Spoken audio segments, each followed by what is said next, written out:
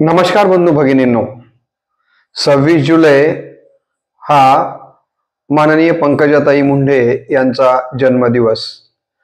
त्यानिमित्ताने त्यांच्या कार्यकर्तृत्वाचा थोडक्यात आढावा या व्हिडिओच्या माध्यमातून या ठिकाणी घेणार आहोत. सर्वप्रथम मी रामकृष्ण बदने या यूट्यूब चॅनलवरती आपल्या सर्वांचं मनपूर्वक स्वागत करतो. लोकनेत्या, संघर्ष कन्या, रणरागिणी, महाराष्ट्राच्या माजी कॅबिनेट मंत्री व विद्यमान विधान परिषद सदस्य आमदार पंकजाताई मुंडे यांचा 26 जुलैला वाढदिवस असल्यामुळे माझ्या चॅनलकडनं व आपल्या सर्वांच्या वतीनं ताईसाहेबांना वाढदिवसाच्या मनपूर्वक शुभेच्छा देतो. ईश्वर त्यांचं आयु आरोग्य अबाधित राखो आणि त्यांच्याकडनं अशाच पद्धतीनं केवळ राज्याचीच नाही तर देश पातळीवर विविध माध्यमातून सेवा घडत राहो अशा प्रकारची अपेक्षा व्यक्त करतो.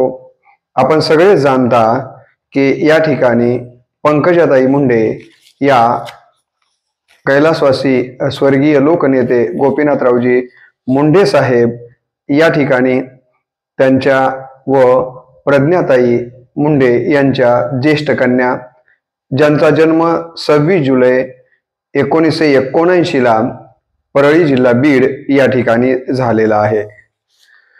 पंकजाताईंना राजकारणाचं बाळकडू वडिलांकडून घरातच मिळालं.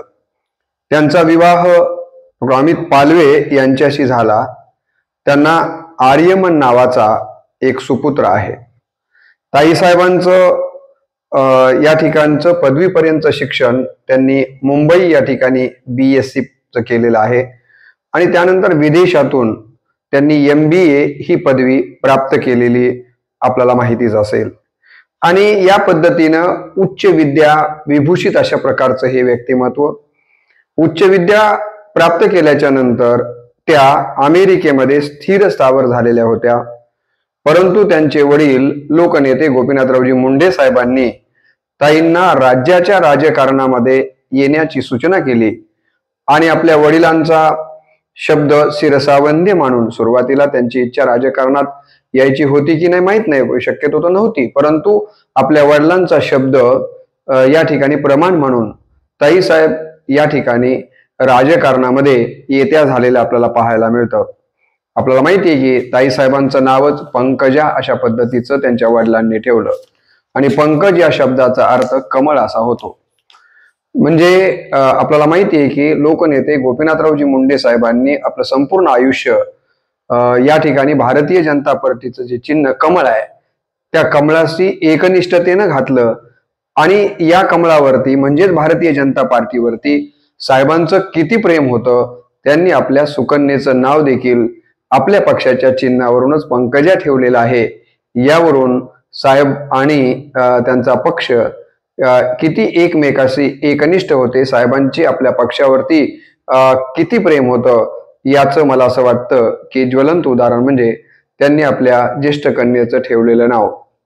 आणि ताईसाहेबांनी देखील आजपर्यंत आपण पाहिलंय की पक्षाची निष्ठा कधीही डळमळीत होऊ दिलेली नाहीये. अनेक वेळेस या बाबतीतल्या वावड्या उठवल्या गेल्या, परंतु त्याला प्रत्यक्षात ताईसाहेबांनी कधीही आपल्या आयुष्यामध्ये उतरविलेलं आपल्याला पाहायला मिळत नाहीये. या ठिकाणी वडिलांच्या हयातीत व नंतरही त्यांनी राजकारणात अनेक चढउतार पाहिले. सर्वसामान्यांसाठी वडील उपसत असलेले कष्ट त्या स्वतः पाहत आलेले आहेत.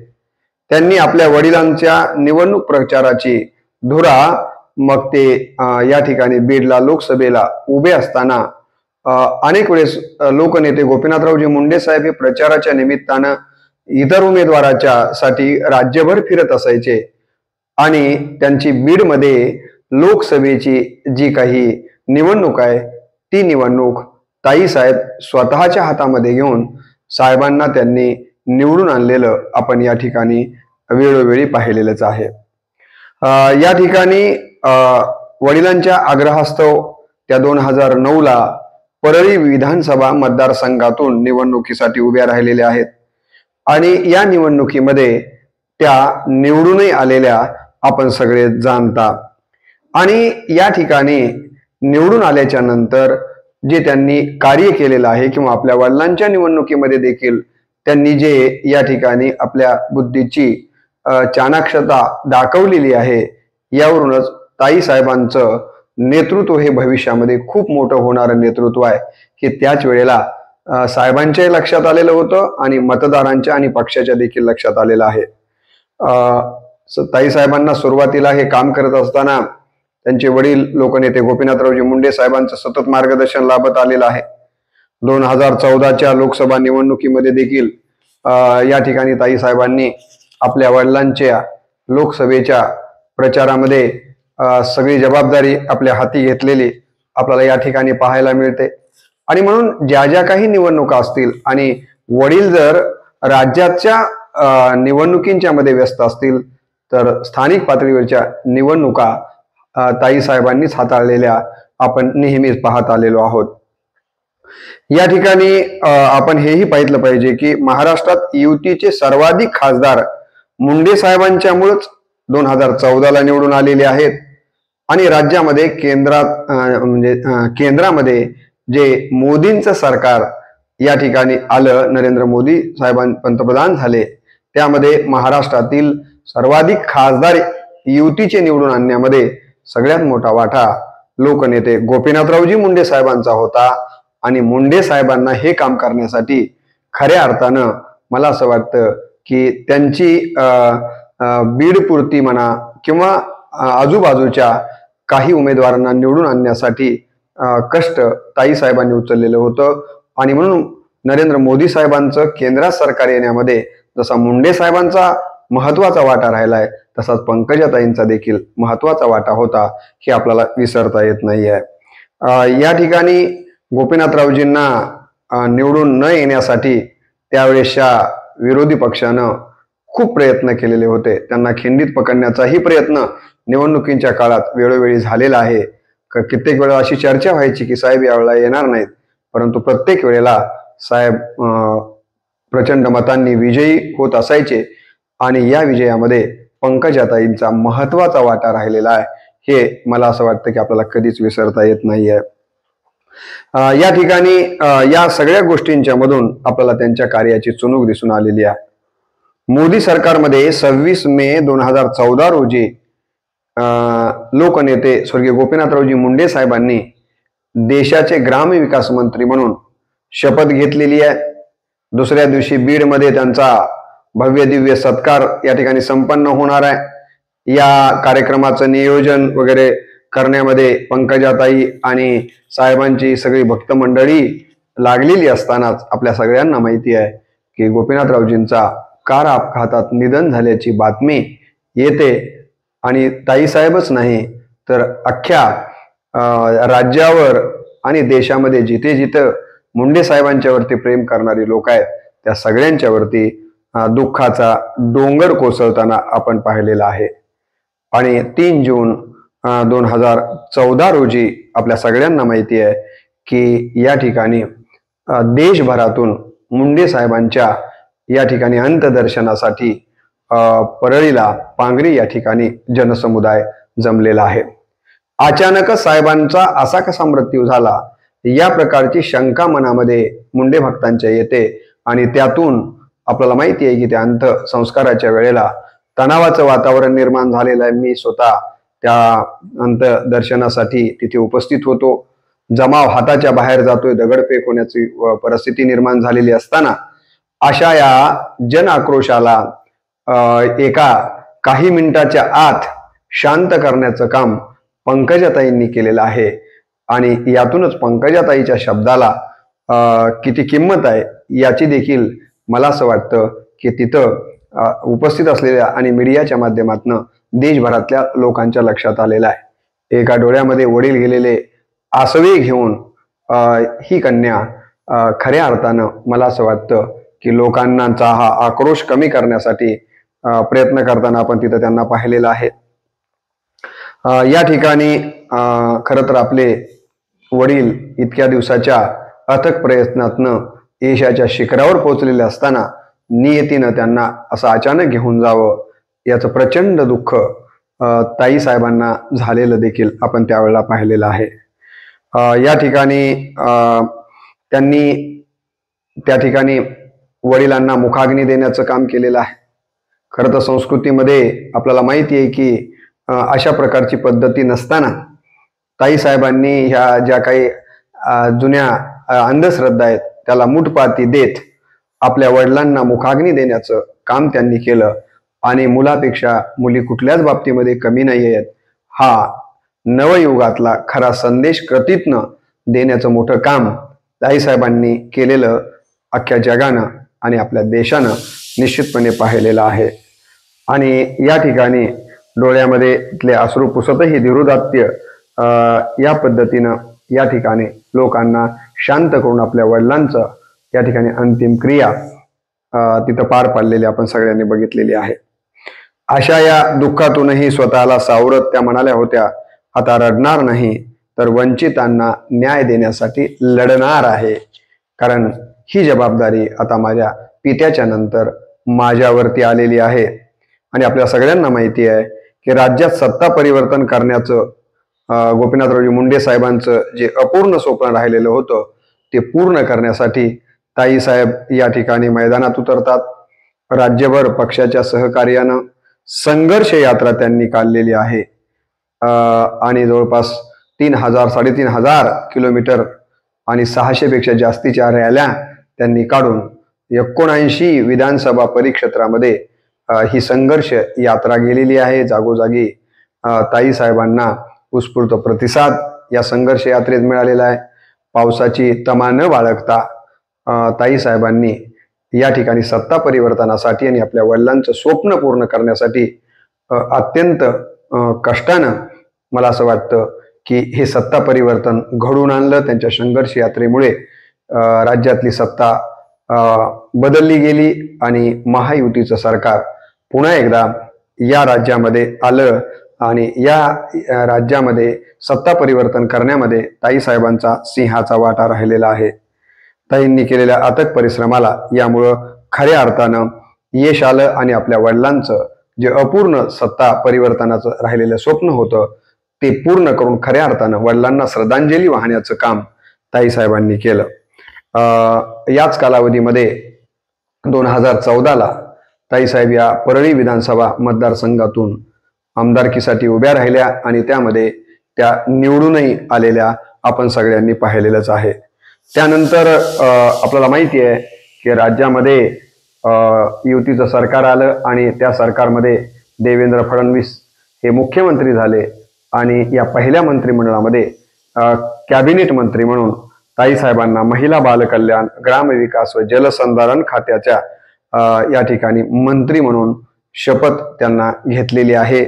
मुळात संघर्ष यात्रेदरम्यान त्या म्हणत होत्या की मला माझ्या कर्तृत्वानं काही मिळवायचं आहे, अनुकंपा तत्वावर मला काहीही नको आहे आणि त्याच पद्धतीनं त्यांनी स्वकर्तृत्वावरती हे यश प्राप्त केलेलं आपण सगळ्यांनी उघड्या डोळ्यांनी पाहिलेलं आहे.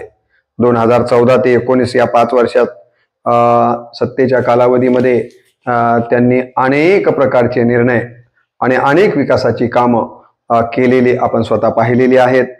आपण जर बघितलं तर या कालावधीमध्ये मंत्रालयामध्ये सर्वाधिक गर्दी जर कुणाच्या दालनामध्ये आपल्याला पाहायला मिळत असेल तर ती पंकजाताईंच्याच राहिलेली आहे. इतकी लोकप्रियता ताईसाहेबांनी कमवलेली आपण पाहतो. आपल्याकडे आलेल्या माध्यमातून त्यांनी अत्यंत उल्लेखनीय अशी कामं केलेली आहेत. जे जे काही खातं त्यांच्याकडे आलं त्या खात्यामध्ये उत्तुंग अशा प्रकारचं काम 2014 ते 19 या 5 वर्षाच्या काळात त्यांनी केलेलं आहे. त्यांच्याकडे जलसंधारण खातं होतं तर तत्कालीन मुख्यमंत्री देवेंद्र फडणवीस साहेब व त्यांच्या अन्य सहकार्यांच्या मदतीनं त्यांनी जलयुक्त शिवार या प्रकारचा योजना राबवलेली आहे आणि दुष्काळ सदृश महाराष्ट्रामध्ये जलयुक्तची उत्तम अशा प्रकारची कामं त्यांनी केली.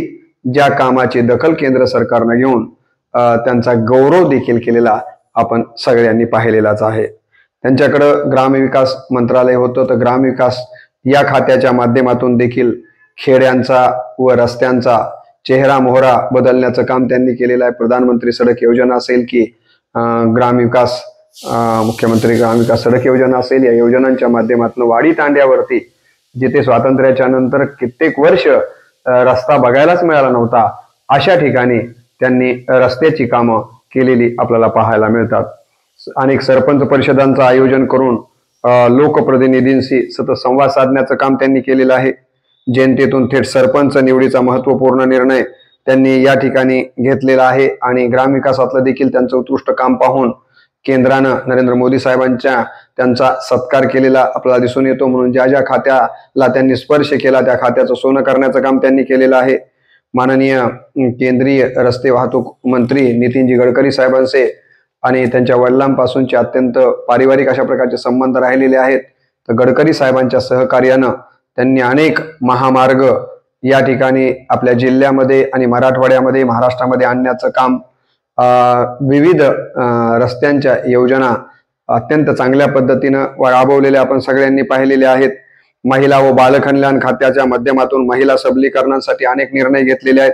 लेख वाचवा राष्ट्र वाचवा ही योजना त्यांनी राबवलेली आहे। म्हणजे त्यातनं जनजागृती घडवण्याचं काम केलेलं आहे। स्त्री भ्रूण हत्या करणाऱ्यांना कठोर शासन झालं पाहिजे अशी मागणी विधानसभेमध्ये त्यांनी केलेली आहे आणि मुलींचा जन्मदर वाढवण्यासाठी अथक प्रयत्न केलेले आहेत। माझी कन्या भाग्यश्री योजना ही योजना त्यांनी राबवलेली आहे। मुलींच्या वसतिगृहासाठी निधीमध्ये दुप्पट वाढ केलेली आहे।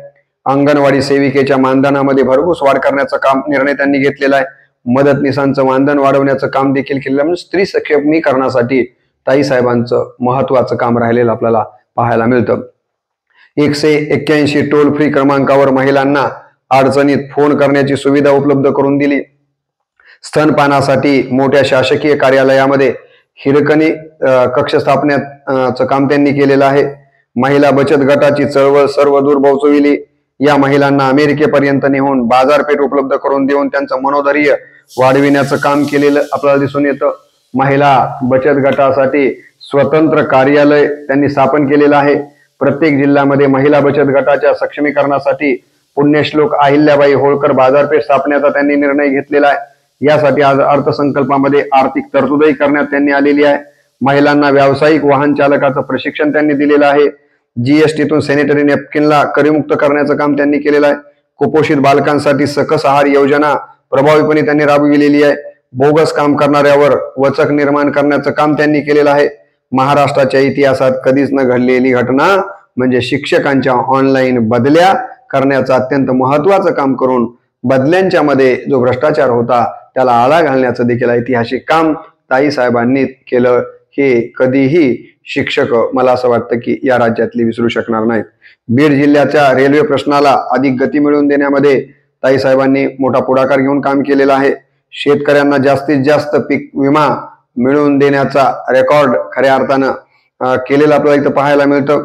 जीप सदस्य संख्या कमी असतानाही जिल्हा परिषदेचं अध्यक्षपद पक्षाकडे ठेवण्याचं काम त्यांनी बीडच्या ठिकाणी केलेलं आहे। तसंच काम विधान परिषद निवडणुकीमध्ये देखील आमदार सुरेश धसजी माजी आमदार आता जे माजी आहेत, परवाच त्यांचा कार्यकाल संपला, त्यांना निवडून आणण्यामध्ये सर्वाधिक प्रयत्न त्या कालावधीमध्ये ताई साहेबांनी केलेले आपल्याला पाहायला मिळतात आणि म्हणून या पद्धतीचे अनेक कामं ताई साहेब करताना आपल्याला दिसतात। गोपीनाथ मुंडे प्रतिष्ठान गोपीनाथ गडाची स्थापना या ठिकाणी केलेले आपल्याला दिसून येते। जगाच्या पातळीवर किंवा देशाच्या पातळीवर माझ्या तरी ऐकवण्यात नाहीये किंवा बघण्यात नाहीये की एक आपल्या सुकन्येनं आपल्या वडिलांच्या या ठिकाणी स्मृतिप्रित्यर्थ अशा प्रकारचं भव्य दिव्य आणि समाज उपयोगी कुठं स्मारक बनवलं असावं असं खरोखरच सगळ्यांना प्रेरणा देणारं आपल्या वडिलांच्या नावानं गोपीनाथ गड नावाचं स्मारक या ठिकाणी त्यांनी पांगरी या ठिकाणी उभं केलेलं आहे। ज्या स्मारकाला हजारो लोक दरवर्षी भेट देत असतात। नवविवाहित वधूवर देखील तिथे आशीर्वादासाठी जात असताना आपण पाहतो आहोत। या प्रतिष्ठानकडून रोजगार निर्मिती मिळावे, दिव्यांगांना बचत गटांना मदत करणे, या ठिकाणी पिता लोकनेते गोपीनाथरावजी यांची जयंती व पुण्यतिथीला जवळपास 10,000पेक्षा अधिक लोकांच्या उपस्थितीमध्ये ते कार्यक्रम घेतात। बऱ्याच वेळेला कीर्तनाचे कार्यक्रम घेतात। ज्ञानदान व अन्नदानाचं काम, महाआरोग्य शिबिरांच्या माध्यमातून किंवा अपंगांना अशा वेगवेगळ्या गरजूंना या ठिकाणी मदत करण्याचं काम त्यांच्यातर्फे गोपीनाथ गड प्रतिष्ठानच्याकडनं गोपीनाथ मुंडे प्रतिष्ठानच्याकडनं नेहमीच केलं जातं। हे अत्यंत महत्वाचं काम ताई साहेब आजही करताना आपल्याला या ठिकाणी दिसतात। ताईंनी अनाथांना आरक्षण देण्याचा मोठा निर्णय घेतलेला आहे। ज्या गोपीनाथरावजी मुंडे साहेबांच्या बद्दल मी माझ्या एका पुस्तिकेमध्ये लिहिलं की अनाथांचे नाथ गोपीनाथ, खऱ्या अर्थानं अनाथांच्या नाथ होण्याचं काम जसं गोपीनाथरावजी मुंडे साहेबांनी केलं, तोच विचाराचा धागा पकडून खऱ्या वारसदार आपल्या कार्यकर्तृत्वातनं होण्याचं काम जर कोणी केलं असेल तर ते ताईसाहेबांनी केलं. म्हणून अनाथांच्या प्रतीची कळकळ त्यांच्या मनात असल्यामुळे अनाथांना त्यांनी या ठिकाणी रिझर्वेशन दिलेलं आपल्याला दिसून येतं. या ठिकाणी आपल्या भगिनी डॉक्टर प्रीतमताईंना बीडच्या 2 वेळेस खासदार करण्यामध्ये सिंहाचा वाटा ताईसाहेबांचा राहिलेला आहे. 2019ला अनेक उमेदवारांच्या प्रचार सभेमध्ये या ठिकाणी उपस्थित राहून त्यांना निवडून आणण्यामध्ये ताईसाहेबांचं मोलाचं योगदान राहिलेलं आहे. 2024 मध्ये देखील काही खासदारांच्या प्रचाराला महाराष्ट्रामध्ये त्या गेलेल्या आहेत. त्या स्वतः उमेदवार असल्यामुळं त्यांना जास्तीचं महाराष्ट्रामध्ये फिरता आलेलं नाहीये. तरी परंतु आपण पाहतो की स्टार प्रचारकामध्ये आणि राज्यामध्ये सर्वाधिक मागणी विधानसभेला लोकसभेला जर कुणाला असते तर ती पंकजाताईंना असते. यावरून ताईचा लोकसंकल्प आणि खऱ्या अर्थानं ताई लोकनेते आहेत हे आपल्याला लक्षात घ्यावं लागतं. भगवानगडाच्या दसरा मेळाव्यासाठी सामंजस्याची भूमिका घेत भगवान बाबांच्या जन्मगावी सावरगाव घाट येथे बाबांचं भव्य दिव्य अशा प्रकारचं स्मारक त्यांनी उभं केलं आणि त्या ठिकाणी दरवर्षी भव्य दिव्य स्वरूपामध्ये दसरा मेळावा घेऊन मला असं वाटतं की मुंडे भक्तांना एका अर्थानं वर्षभराची स्फूर्ती देण्याचं काम ताईसाहेब करतात. दसरा मेळाव्याला लाखो जनसमुदाय राज्यभरातून ताईसाहेबांना ऐकण्यासाठी उपस्थित असतो आणि ताईसाहेब देखील उपस्थित असलेल्या सर्व मुंडे भक्तांना तितक्याच प्रेरित करण्याचं काम त्यांच्या भाषणातनं करताना आपण आजही पाहतो आहोत. या ठिकाणी माझी जाऊ सावित्रीबाई फुले, अहिल्याबाई होळकर, महात्मा फुले, डॉक्टर बाबासाहेब आंबेडकर, राजर्षी शाहू महाराज, राष्ट्रसंत भगवान बाबा, लोकनेते गोपीनाथरावजी मुंडे साहेब आणि अन्य अशा काही महत्वपूर्ण महापुरुषांचा विचारांचा प्रभाव ताईसाहेबांच्या जीवन चरित्रावरती आपल्याला पाहायला मिळतो. या ठिकाणी संत सेवालाल महाराजांच्या प्रती देखील त्यांच्या मनामध्ये प्रचंड श्रद्धाभाव आहे आणि म्हणूनच आपण पाहतो की त्यांनी पोहरा देवीच्या विकासासाठी भरघोस निधी दिलेला आहे आणि या ठिकाणी पोहरा देवीच्या बाबतीमध्ये त्या सतत श्रद्धायुक्त अंतकरणानं तिथे जाताना आणि या ठिकाणी त्या तीर्थक्षेत्राच्या विकासासाठी मदत करताना आपल्याला दिसून येतात. उपेक्षित व वंचित समाजातील वर्तमानातील आशास्थान जर कोण असतील तर त्या पंकजाताई आहेत. त्यांच्या मनात अशा लोकांच्या बद्दल, वंचितांच्या बद्दल, बहुजनांच्या बद्दल या ठिकाणी सतत मातेचं प्रेम त्यांच्या अंतःकरणामध्ये असलेलं आपल्याला दिसतं. कारण ज्याप्रमाणे लोकनेते गोपीनाथरावजी मुंडे साहेबांकडे भेटायला आलेला माणूस शेवटच्या माणसाला भेटल्याशिवाय मुंडे साहेब कधीही या ठिकाणी कार्यालय सोडायचे नाहीत, तशाच पद्धतीनं ताईसाहेब देखील आपल्याला भेटायला आलेल्या शेवटच्या माणसाच्या मनाचं समाधान होईपर्यंत त्यांना ते भेटतात. हे देखील मला असं वाटतं की आणि ताईसाहेबांना भेटा येणाऱ्यांची प्रचंड संख्या असते याचा अनुभव आम्ही देखील बऱ्याच वेळा घेतलेला आहे. पक्षाच्या संबंधानं बघितलं तर मला वाटतं 2012ला भारतीय जनता पार्टीच्या युवा मोर्चाचे अध्यक्ष म्हणून त्यांनी केलेलं काम पक्षानं आणि राज्यानं स्मरणात ठेवा अशा पद्धतीचं त्यांनी काम केलेलं आहे. त्याचबरोबर आपल्याला माहीत असेल की भारतीय जनता पार्टीच्या आपल्या देश पातळीवरील सचिव म्हणूनही ते उत्कृष्ट पद्धतीनं काम करत आहेत. मध्य प्रदेश या राज्याच्या सहप्रभारी म्हणून त्यांनी उत्कृष्ट पद्धतीनं काम केलेलं आपण पाहतो आहोत. भारतीय जनता पार्टीच्या कोर कमिटीच्या सदस्य म्हणून या पक्षाचा विकास होण्यासाठी आणि पक्षाला सर्वदूर पोहोचविण्यासाठी ताईसाहेब मोठं योगदान देतात. हेही आपल्याला कधी विसरता येणार नाही. यापूर्वीच म्हटल्याप्रमाणे ताईसाहेबांचं पक्षावरती जीवापाड प्रेम आहे आणि पक्ष देखील ताईसाहेबांना वाऱ्यावर सोडत नाहीये. मध्यंतरी 5 वर्ष थोडासा सत्तेपासनं प्रत्येक वेळेला आमदारकीला, विधान परिषदेला, राज्यसभेला त्यांची चर्चा व्हायची आणि शेवटी त्यांचं नाव यायचं नाही. त्यामुळे मुंडे भक्तांच्या मनामध्ये पक्षाबद्दल थोडासा रोष वाढायला लागला होता. परंतु शेवटी पक्षानं आता विधान परिषदेवरती त्यांना घेऊन मला असं वाटतं की पक्ष देखील ताईंच्या सोबत आहे अशा प्रकारचा संदेश दिलेला आहे आणि ताईंनी देखील पक्षनिष्ठा सतत बाळगलेली आहे.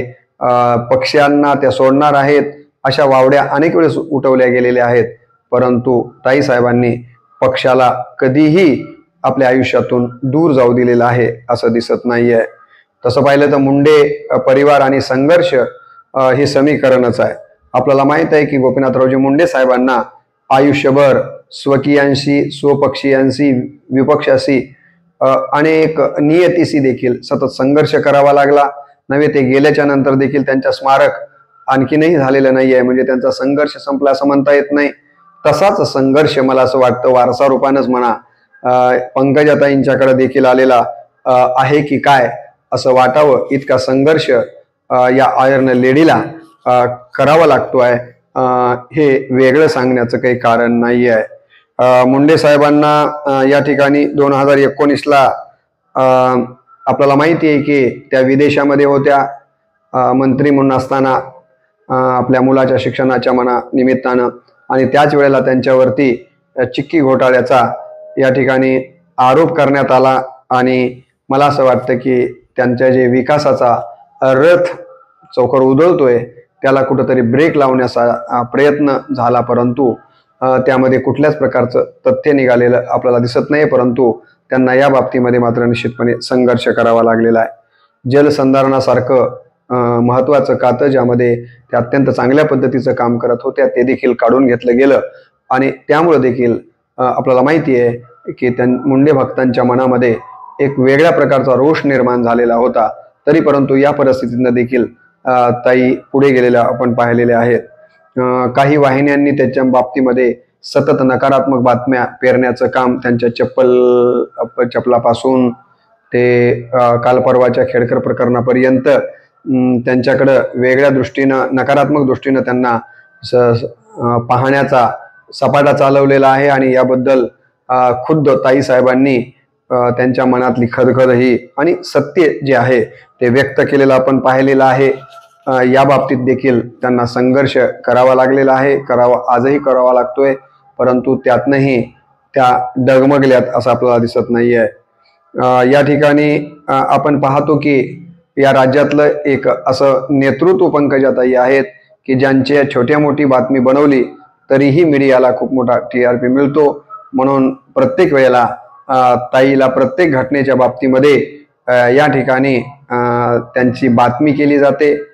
एक गोष्ट खरी आहे की ताई साहेबांची लोकप्रियता किती आहे हे मीडिया जे सतत ताई साहेबांच्या प्रत्येक घटनेची बातम्या करतात त्यावरून ताई साहेब या खऱ्या अर्थानं लोकनेते आहेत.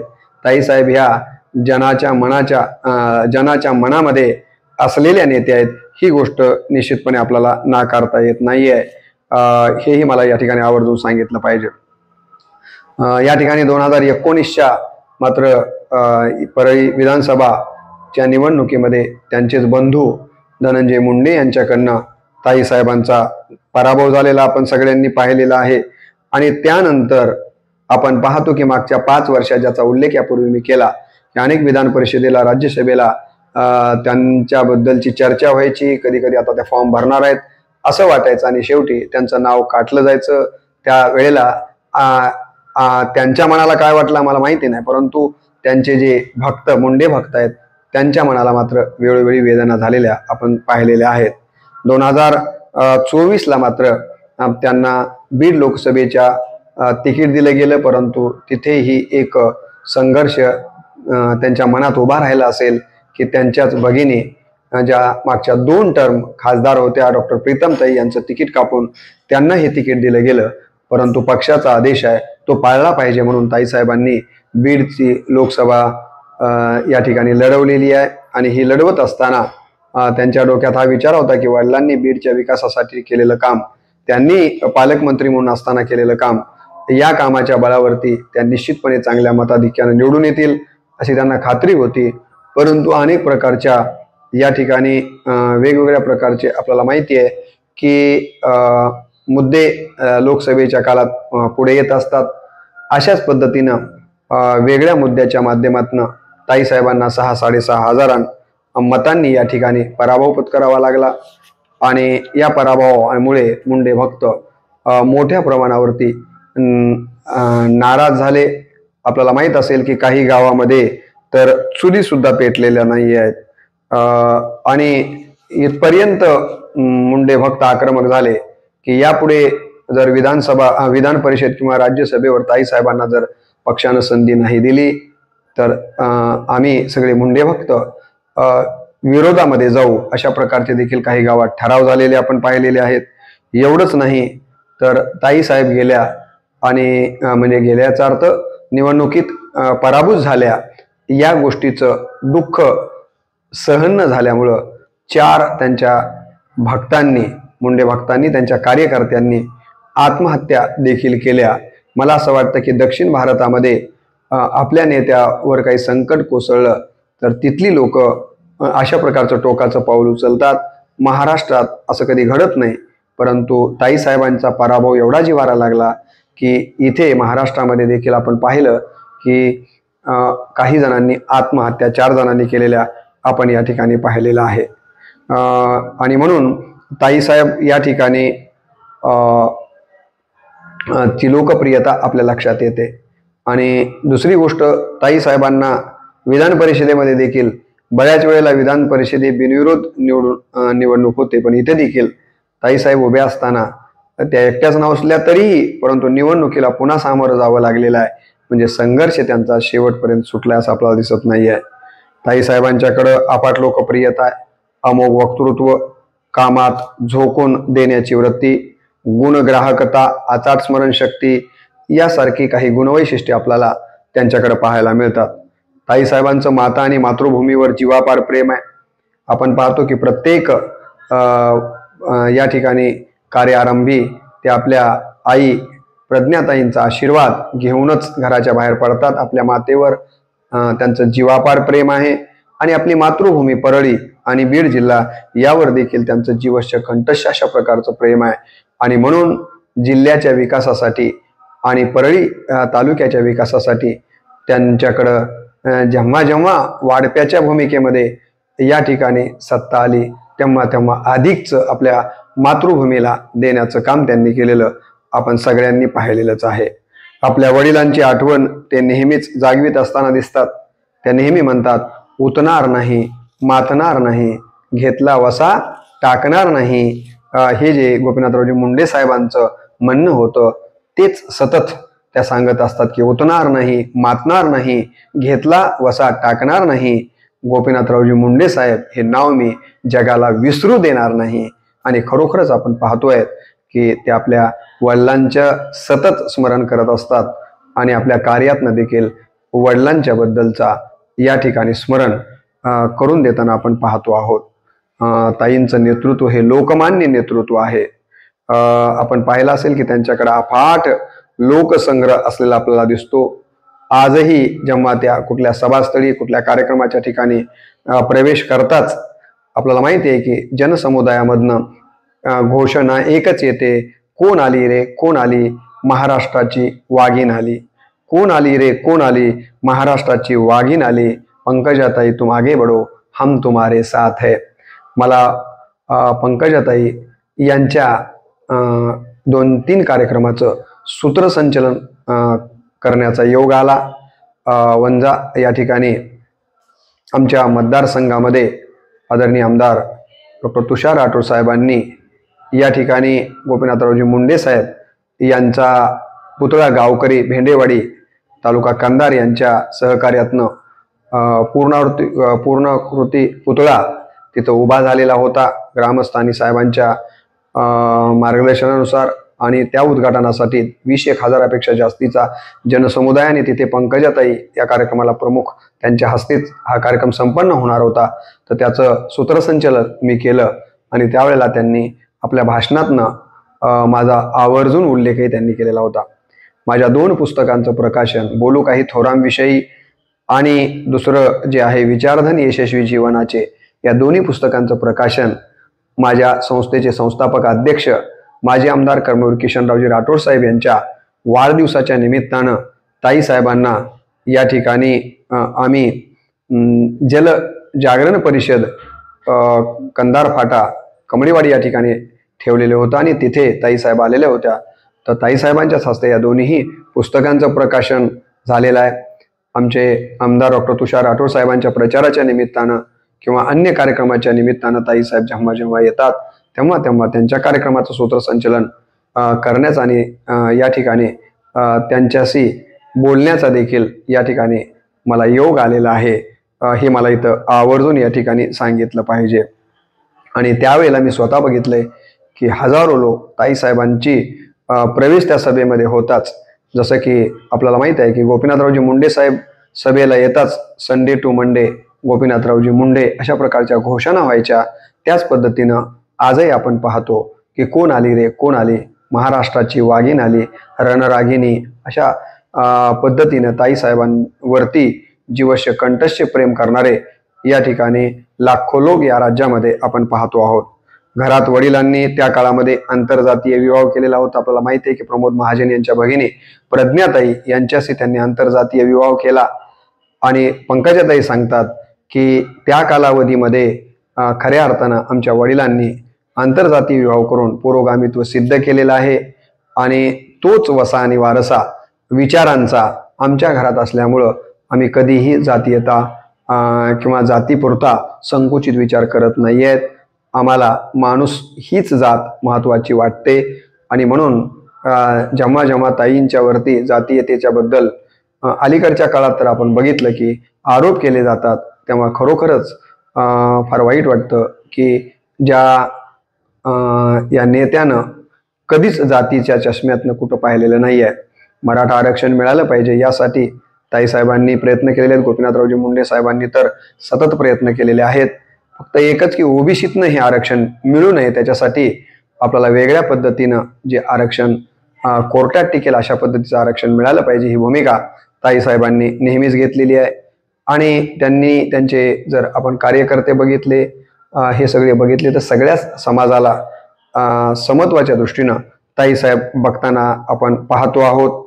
असं जरी असलं तरी गोपीनाथरावजी मुंडे साहेबांचं जसं वंजारी समाजावरती कासविनीचं प्रेम होतं, असं मी त्यांच्यावरती 6 व्हिडिओ बनवलेले आहेत. त्यामध्ये सांगितलं की कासवीन काय करते तर आपल्या बाळाकडं डोळे टाकून बघते आणि बाळ आईकडे डोळे टाकून बघतं आणि दोघांचंही पोट भरतं.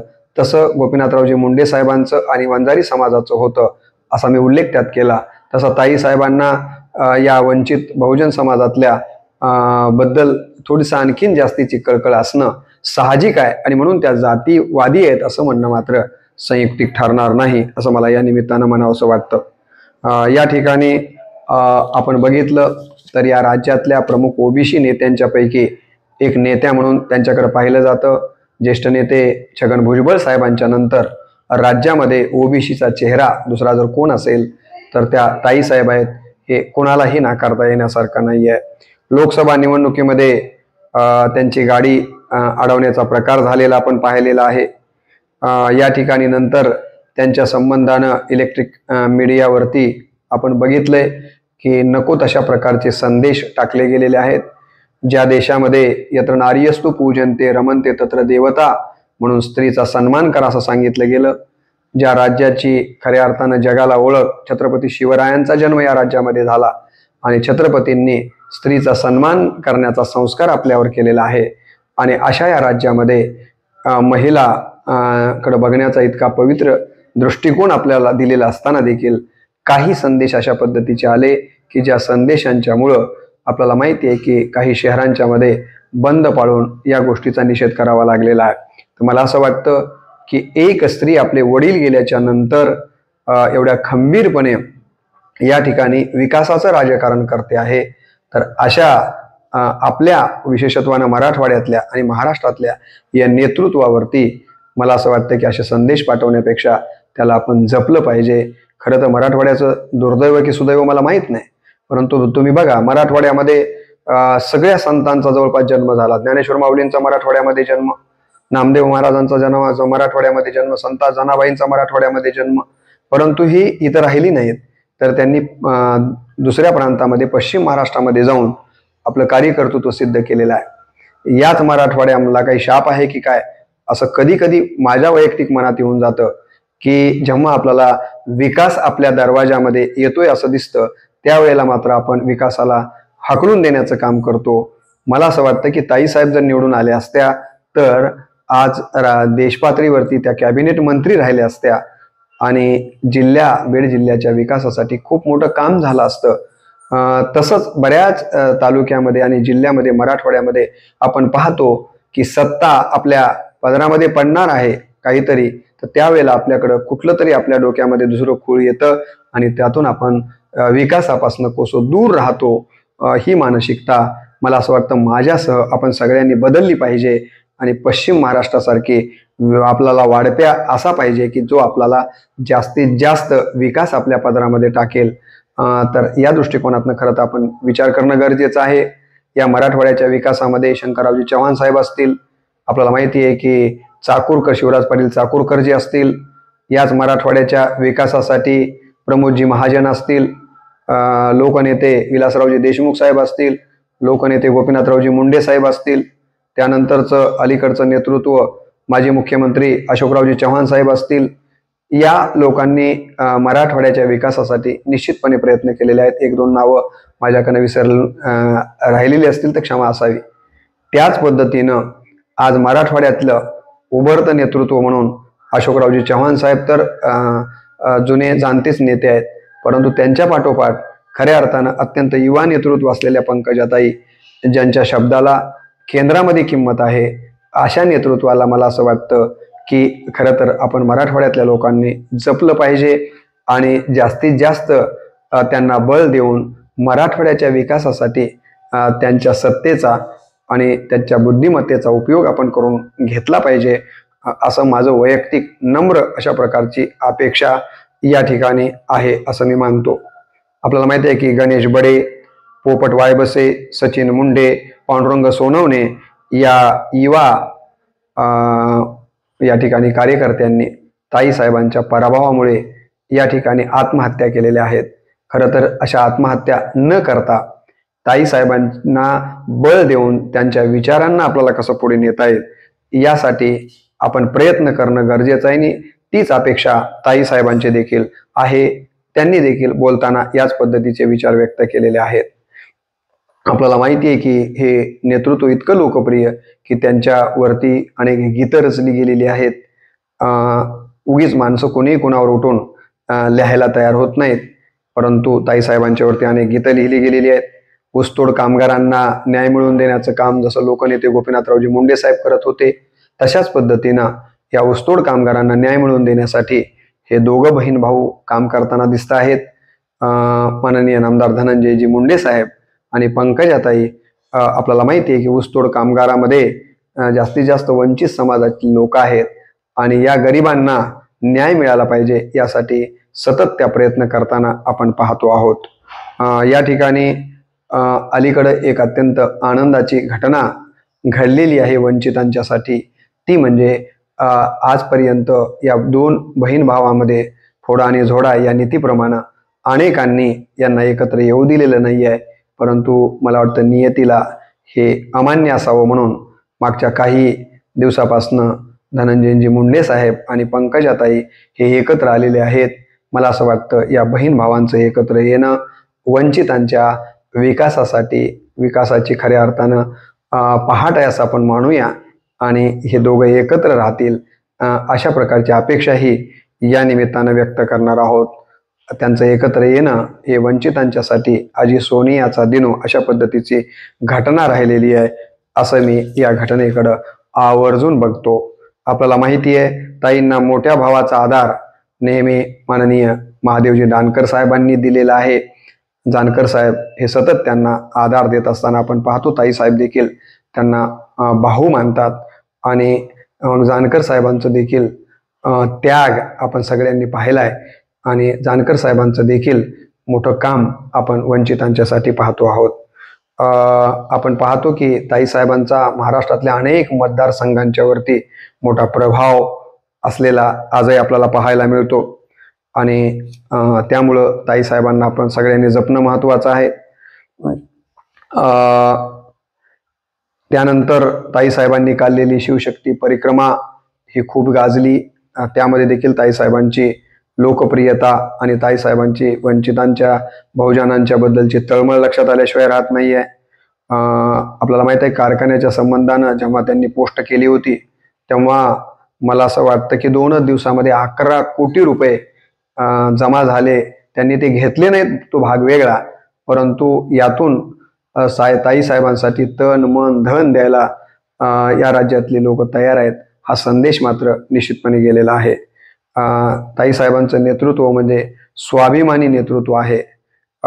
खरं तर मिळालेल्या पदाला या ठिकाणी काही माणसं पदामुळे मोठी होतात, तर काही माणसांच्यामुळं पदं मोठी होतात. मला असं वाटतं पदाला सन्मान म्हणून देणारं नेतृत्व म्हणून देखील आपल्याला ताई साहेबांच्याकडे बघावं लागतं. असं हे नेतृत्व आहे.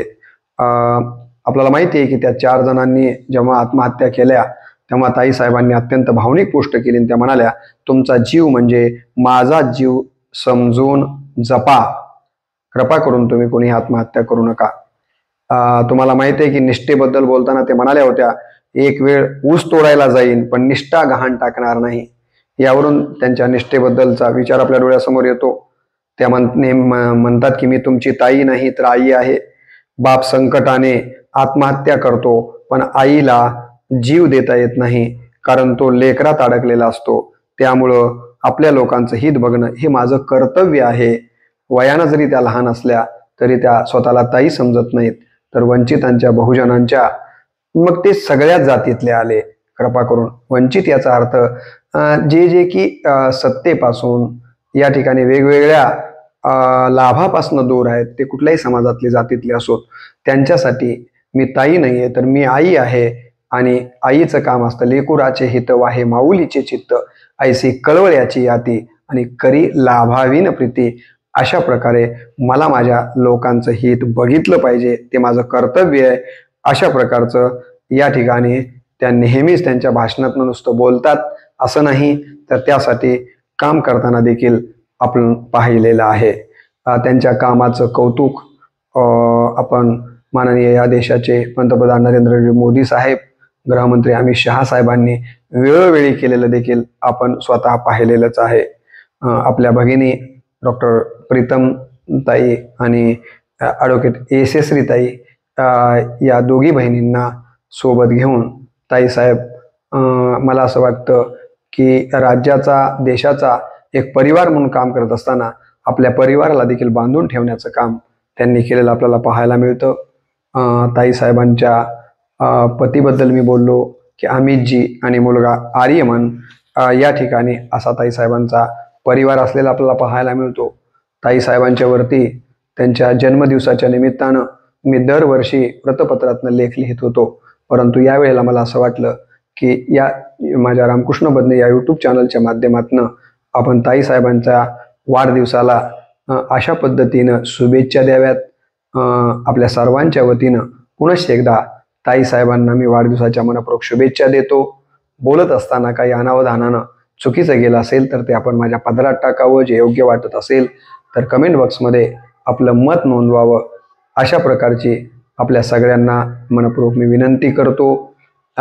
खरं तर ताई साहेबांच्याबद्दल आणखीन खूप बोलण्यासारखं माझ्याकडं होतं, परंतु व्हिडिओची लांबी आणि आपल्या श्रवणाची मर्यादा लक्षात घेऊन इतकंच या प्रसंगी बोलतो. पुनश्च एकदा माननीय आमदार पंकजाताई मुंडे यांना वाढदिवसाच्या निमित्तानं मनपूर्वक शुभेच्छा देऊन ताई साहेबांना ईश्वर उदंड आयुष्य आणि आरोग्य देवो. त्यांच्याकडनं समाजाची या ठिकाणी अशाच पद्धतीनं सेवा घडत राहो आणि उत्तरोत्तर ताई साहेबांनी क्रमाक्रमानं वरचे पद प्राप्त करत राहो, अशी या ठिकाणी पंढरीच्या पांडुरंगांच्या चरणी मनपूर्वक अपेक्षा व्यक्त करून या ठिकाणी मी व्हिडिओला पूर्णविराम देतो. नमस्कार.